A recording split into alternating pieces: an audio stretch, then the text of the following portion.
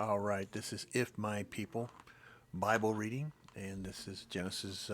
We're in chapter 11, verse 30, and this is part 38, I believe. Now, Sarai later became Sarah, was barren, and she had no children. Terah took his son Abram.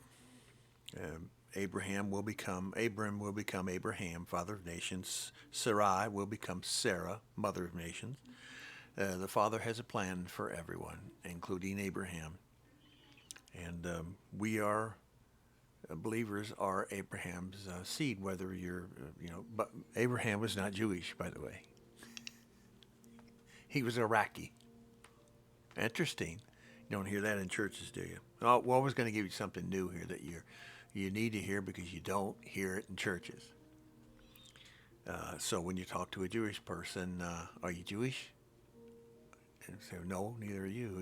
You're from the Hebrews. Hebrews was down through Abraham's line, Heber, and Heber is like to cross over.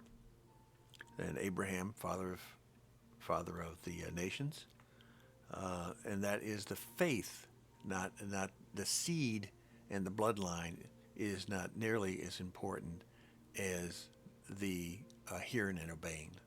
The Father never cares about your particular seed if you're damaged or not. I'm damaged because I'm mixed multitudes in me, and I have and I consider bad seed. We're going to talk about bad seed, good seed, because they said, "Oh, Bruce is one of those bad seed people."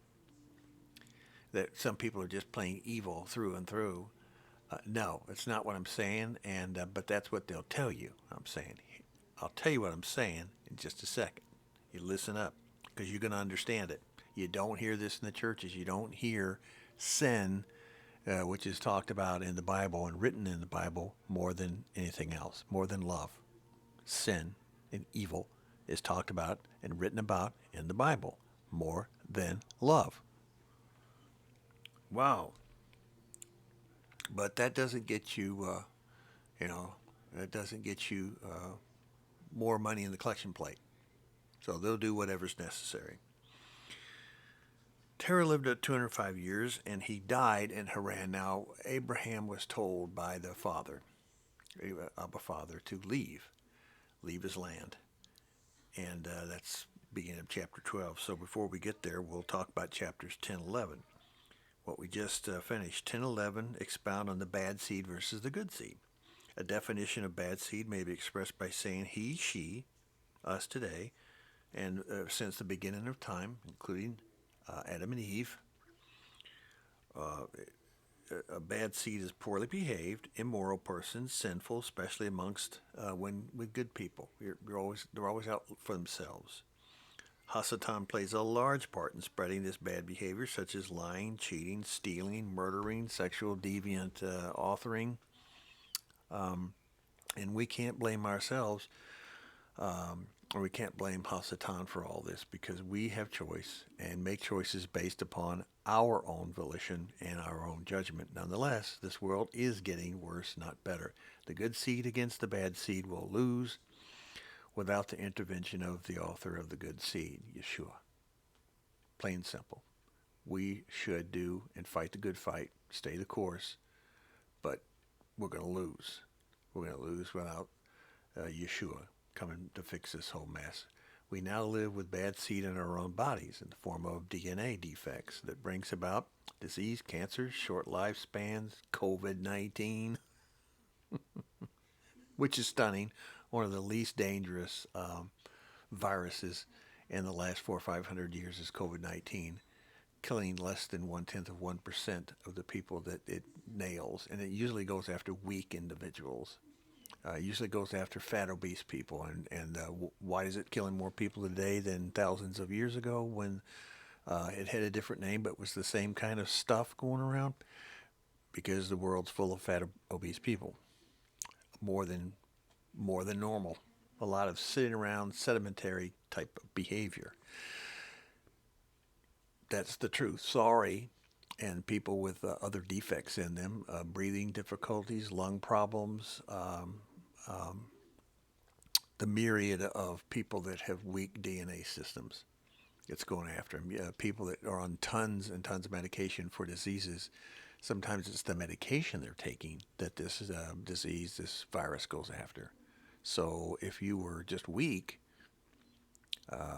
you have asbestos in you, but you're not taking anything for it, you may end up being better than someone who's taking all kinds of pharmaceuticals to save your life or to keep you going or because you think you're supposed to be taking all this stuff. And as a result of that, you pass from COVID-19. See how this is all adds up? So you got incredible things like pharmacies that are trying to own everything we think and do, and they're coming after the diseases is coming after people that are weak, like you. And yet we're making such a gigantic deal about it, and we're shutting down the world. Well, guess what? It's not about COVID-19. It's about what they're trying to do. Who are they? The bad seed. Period. The bad seed. Yes, there is. Okay. So, chapter 12. Yahweh had said to Abram, leave your country, leave your people, and your father's household, and go to the land I will show you. That's a big deal. And comment, this chapter will bring about the call on Abraham, the promise, Abraham's response, and also his last lapse in faith. Abram wasn't perfect. He was a righteous dude, but he wasn't perfect. And the good, the bad, the ugly is shown in the Bible. Doesn't mean anything's right, like multiple wives. Are you kidding me? None of that works out. Verse 2, I will make you a great nation, and I will bless you. I will make your name great, and you will be a blessing. I will bless those who bless you, and whoever curses you, I will curse, and all the peoples of the earth on earth will be blessed through you. Now think about this before we go any much further, because you don't hear this in the synagogues and you don't hear it in the churches. He says he's going to bless Abraham's seed. Now there was two seeds that came out of this. There was on the Abraham side through his son, through his wife, and then there was one through his handmaid. And one of them ended up being 12 different tribes. And we know who those tribes are: Benjamin, Judah, Naphtali, those tribes. But dear Mr. Christian out there, remember there's 12 more. Ishmael had 12 through his lineage. Yeah, he did. And did the father say he was going to bless them too? Yes, he said that. So that you pay attention to what that means. You don't hear that in the Christian churches, and you don't hear it in the Orthodox Judaism, and you should. You should hear that. But you don't see that in your weekly Torah portions that you're all getting delved out there. That stuff just kind of floats around, and nobody brings it up. Well, it's everything about how this world is in it right now today, about those people out there. Who are those people that are good for you, and who are those people that are bad for you, and who is the good seed, who is the bad seed? You pay attention to that. Verse 4, so Abram left, as Yahweh told him, and Lot, his nephew, went with him. Abram was 75 years old when he set out for Haran. Now, when he left lower Iraq, he didn't travel west to the land of Canaan. He couldn't. That's a desert you don't cross, especially with women and children and all the animals that you have. And Abram had a bunch. He went north. He went north, and that's Haran. And that would be up near northern Iraq and sort of near Turkey, eastern Turkey today. But it's still in Iraq. And then he cut down south, and then he got into the land of Canaan. So that's why he went that way. And his father died in the northern part of Iraq, and then he left that and went south. Okay? Verse 6, Abram traveled through the land as far as the site of the great tree of Sarai at Shechem. At that time, the Canaanites were in the land. Canaanites, who are they? Just as you remember, they are Canaan came from the tribe of Ham. Okay,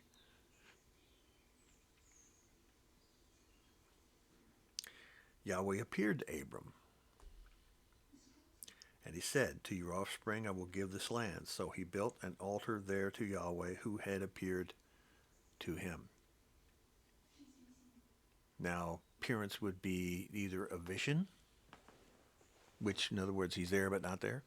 He's in his mind, or a vision which is real, or it was Yahweh. In this case, it would have been Yeshua. It would have been Aleph Toph, because you can't see Abba Father, and we never will. Abram didn't, Adam and Eve didn't, and neither will a billion years from now anyone see the Father. But I mean, if you've seen the Father, you've seen the Son. So there's, if you've seen the Son, you've seen the Father. All right. Yahweh appeared to Abram, said, anyway, to your offspring I will give this land. So he built an altar there to Yahweh, who had appeared to him. From there he went on to the hills of Bethel, house of Elohim, and pitched his tent, with Bethel on the west and Ai on the east. Now, this site becomes important even in the millennium as detailed in Ezekiel. And also during the time of, especially with Ai, this was on a small tell, a small hill, and there's been a number of times since that if we go over there today, there's still this area of Ai. And you can tell the number of towns have lived there over the generations. Now there was a famine in the land, and Abram went down to Egypt to live for a while because the famine was severe. And as he was about to enter Egypt, he said to his wife Sarai, "I know that you're beautiful, how beautiful you are." Evidently she was. She was one of those stunners. "When the Egyptians see you, they will say, 'This is my wife,' and they will kill me, but will let you live." Comment, Abrams has a little lapse in faith here. Okay. 13. You say you are my sister, so that I will be treated as well for your sake, and my life will be spared because of you. Did Abram have some bad seed in him? Yes, he did. Where does anyone give half truth? Because number one, was Sarai his sister? Yes, his half sister. So, is he telling the truth? It's a half truth. Who is the father of deception and lies and half truths? Who told the half truth to Adam and Eve? Who told Eve that you're not really going to die if you eat from that tree, are you? That's a half truth. So the answer is, yeah, you're going to die, but it's different the way Hasatan did it. So that's what I'm trying to tell you. All right. And when Abram came to Egypt, the Egyptians saw that she was very, very beautiful. And when Pharaoh's officials saw her, they praised her to Pharaoh, and she was taken into his palace. And he treated Abram well for her sake. And Abram acquired sheep and cattle, male, female donkeys, men servants, maid servants, and camels. But Yahweh inflicted serious diseases on Pharaoh and his household because of Abram's wife Sarai. The father is, Abba Father is the father of all life on this earth. Everything is his. Hasatan didn't create or make anything. Hasatan altered and defected and messed with the genomes and the proteins and the DNA. And yes, that's absolutely true. That's where Nephilim come from. That's where giants come from. That's where the midgets come from. That's for any disease that you have today in you, anyone in your family, any type of cancer, that none of that came from the Father, but it exists because of Hasatan. And everybody blames things on everyone else and Elohim, except people don't blame Hasatan. And even in the churches, they don't do that. Why? Because you don't hear that in churches. Okay? So now we have a little problem with Pharaoh and the telling the truth. So something's got to be done about this. See you then. See you in the next one.